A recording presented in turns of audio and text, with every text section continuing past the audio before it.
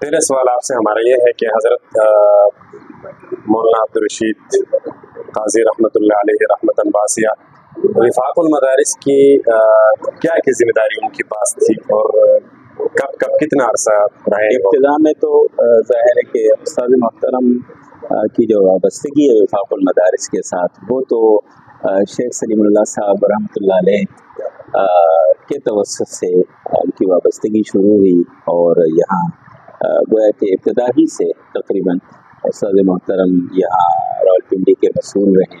پھر اس کے بعد چونکہ ان کی خدمات ایسی تھی کہ جس میں پھر ان کو یہاں صوبائی ناظم کی حیثیت سے گویا کہ 2024 تک صوبائی ناظم کی حیثیت سے رہے۔ اچھا، تو اب حالیہ جب وہ دنیا سے وفات پا گئے تو کیا ذمہ داری تھی ان کے پاس؟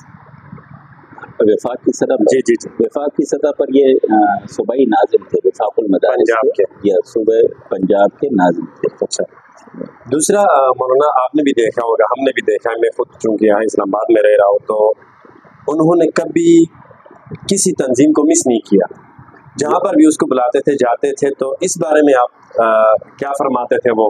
جی الحمدللہ، میں نے پہلے بھی عرض کیا، وہ جامع المحاسن والکمالات تھے، ان کو اللہ تعالیٰ نے ایسی صفات حمیدہ سے نوازا تھا۔ وہ گویا کہ میں ابھی آپ کو یہ مثال کے طور پر، یہ جو انتقال سے ایک دن پہلے حضرت مفتی مجیب الرحمان صاحب نے استقبالیہ پیش کیا تھا، دورانیہ تھا، اس میں تشریف لے گئے تھے۔ حالانکہ بہت زیادہ تکلیف تھی، دل کی تکلیف تھی، لیکن اس کے باوجود انہوں نے آخر میں تمام علماء کو ضلع تک کے اور گجر خان کے، مری کے مختلف علاقوں سے فون کر کے ان حضرات کو بلایا، اور پھر انہوں نے ایسی اجتماعیت اور اتحاد اتفاق پر بیان فرمایا کہ واقعی یعنی قابل رشک بیان تھا۔ تو استاد محترم کے اندر یہ صفت تھی کہ وہ دیوبندی تو الگ ہے، لیکن جو دوسرے مکاتب فکر کے لوگ ہیں وہ بھی حضرت سے بہت زیادہ مستفید ہوتے تھے، اور وہ کوئی دینی خدمت میں کسر نہیں چھوڑی، الحمدللہ۔ بہت شکریہ۔ تو ان کے جو حالات زندگی ہے، جیسے انہوں نے اپنی زندگی گزاری ہے، ان سے طلباء اور مدارس کے لیے کیا سبق ملتا ہے؟ قاضی عبدالرشید صاحب ایک سوچ اور فکر کا نام ہے۔ بالکل، جیسے ہم یہ کہتے ہیں کہ ظاہر ہے کہ رسول اللہ صلی اللہ علیہ وسلم دنیا سے تشریف لے گئے تو بہت اہم شخصیات دنیا سے چلی گئی ہیں۔ ظاہر ہے کہ یہاں دنیا میں رہنے کے لیے آدمی نہیں آتا، اللہ کو راضی کرنے کے لیے آتا ہے، تو ایک سوچ اور فکر کا نام تھا ہمارے استاد محترم۔ تو میں یہ سمجھتا ہوں کہ ہمارے جتنے بھی متعلقین ہیں ہمارے استاد محترم کے، اور جتنے بھی محبین ہیں اور عقیدت مند ہیں، ان تمام حضرات سے میری درخواست ہے کہ وہ ایک سوچ اور فکر کا نام تھے، لہٰذا ہم بھی اس سوچ اور فکر کے ساتھ آگے زندگی میں اپنے آپ کو مزید جو ہے وہ مگن کر لیں، اور مزید اس میں ہم کوشش کریں کہ جیسے ہمارے مولانا حضرت مولانا قاضی عبدالرشید صاحب نور اللہ مرقدہ کے نقش قدم پر ہم صحیح طریقے سے صحیح معنوں پہ چل سکیں۔ حضرت مولانا قاسم صاحب، آپ بھی ماشاءاللہ یہاں بطور ناظم ہے، آپ کی بھی کم از کم 25 سال تک کم از کم یہاں مدرسے میں آپ نے گزارے ہیں، اور اس کا بنیاد بھی آپ نے بس فرمایا کہ 1992 ہے۔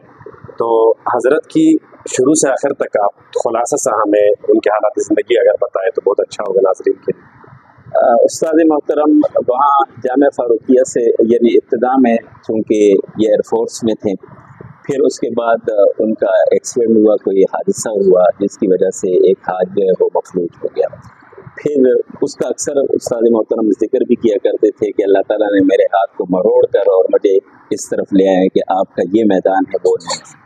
تو ایئر فورس سے جب بورڈ ہوئے تو اس وقت پھر استاد محترم وہاں چلے گئے ریبن، وہاں مولانا جمشید صاحب سے مشورے کے لیے تشریف لے گئے، ان سے کہا کہ میں کس مدرسے میں داخلہ لے لوں۔ بطور شیخ الحدیث انہوں نے کتنا عرصہ یہاں پر بخاری شریف کا درس دیا؟ یہاں جب دور حدیث کا سال، یعنی دور حدیث کی کتابیں ہم نے شروع کی، تو اس وقت ہمارے ایک استاد محترم تھے حضرت مولانا عبدالغفور صاحب رحمۃ اللہ علیہ، وہ شیخ الحدیث کی حیثیت سے یہاں پر رہے۔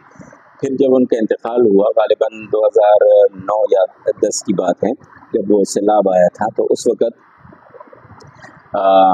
پھر اس کے بعد 2011 میں تقریباً استاد محترم جو ہے وہ شیخ الحدیث کے منصب پر فائز رہیں اور 2024 تک الحمدللہ بخاری شریف پڑھاتے رہیں اور بخاری شریف کی انہوں نے بہت خدمت کی ہیں. جہاں پر بھی ختم بخاری تکمیل بخاری کا سلسلہ ہوتا تو حضرت وہاں پر تشریف لے جاتے اور بہت ہی بہتر انداز میں درس دیا کرتے تھے. اللہ تعالیٰ نے ان کو یہ سلیقہ دیا تھا اور پڑھانے کا بہت بہترین انداز تھا ان کا. شستہ الفاظ استعمال کرتے تھے اور طلباء بہت زیادہ مطمئن ہوتے تھے ان کے سبق سے. کیونکہ ہمیں خود بھی پڑھایا انہوں نے تو اس لیے میں یہ عرض کروں کہ وہ صرف خطیب نہیں تھے، ایک بہت بہترین مدرس بھی تھے، بہت بہترین واعظ تھے، بہت بہترین خطیب تھے. اور یعنی صرف علماء اور طلباء کی حد تک نہیں بلکہ عوام کے ساتھ بھی ان کا جو تعلق تھا وہ یہ لیاقت باغ کے جنازے سے بالکل اس کا اندازہ ہوتا ہے کہ لوگوں نے کتنا جو ہے وہ محبت کا اظہار فرمایا. اللہ تعالیٰ سب کو جزائے خیر دے جو حضرات جنازے میں شریک ہوئے اور اس ادارے کے لیے دعاؤں کا اہتمام فرمائیں. حضرت کے پس منظر میں ہم اگر جائیں تو خاندانی ان کے پیچھے جو کشتی گزرے ہیں دادا والد صاحب، ان کے بارے میں کچھ آپ کو اگر علم ہو تو ہمیں. ان کے جو یہ اصل میں اٹک پنڈ سرحال سے ان کا تعلق ہے اور یہاں ان کے جو دادا حضور تھے وہ بہت بڑے عالم تھے اور یہ یہاں جامعہ اسلامیہ میں جو قاری سید الرحمان صاحب نور اللہ مرتبہ یہ اور ان کا آپس میں تعلق بھی رہا ہے، رشتہ بھی ہے تقریباً. تو خاندانی طور پر جو ہے وہ ان کے والد صاحب ان کے دادا صاحب جو ہے وہ عالم تھے اور ان کے نسخے بھی ہیں کافی سارے یہاں پر سارے محترم نے محفوظ رکھے ہیں. جو انہوں نے قلمی نسخے ہیں وہ انہوں نے اپنے پاس رکھے. اچھا، حضرت کی کوئی تصانیف ہے؟ حضرت کے جو تقریر ہیں تو اس حوالے سے بعض لوگوں نے جو اس کی تعریف کی ہے، باقی خود حضرت نے کوئی کتاب تعریف نہیں کی ابھی تک، خود کوئی تصنیف نہیں کی. اچھا، تصنیف نہیں کی.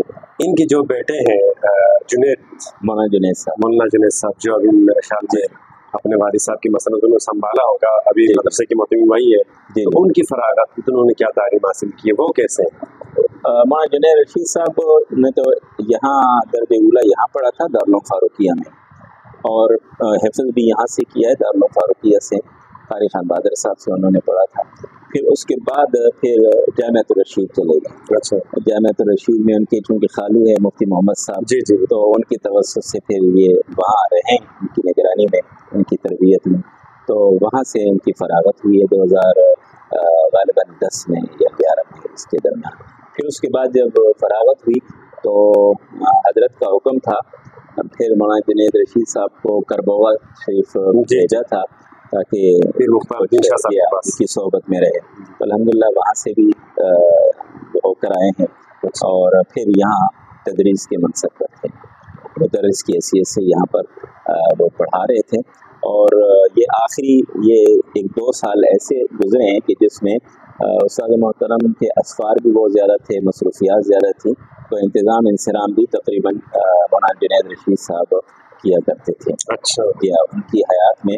اور الحمدللہ انہوں کو اللہ تعالیٰ نے صلاحیتیں دی ہیں اور سمجھ بوجھ عطا فرمائی ہیں، حکمت بصیرت کے ساتھ والد محترم کے نقش قدم پر یہ چل رہے ہیں انشاءاللہ.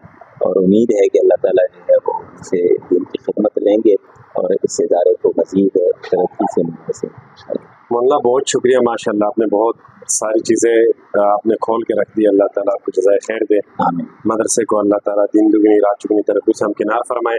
ایک دفعہ پھر ہم تعزیت بھی کرتے ہیں آپ سے، اور مدارس نیوز کی جو ٹیم ہے تو خصوصی ہم تعزیت کے لیے بھی آئے. ہم نے کہا چلو تعزیت بھی ہو جائے اور یہ چند کچھ مختصر سے جو حالات زندگی تھے میرے کہا ان سے بھی آپ سے ہم روشناس ہو جائے. تو بہت شکریہ.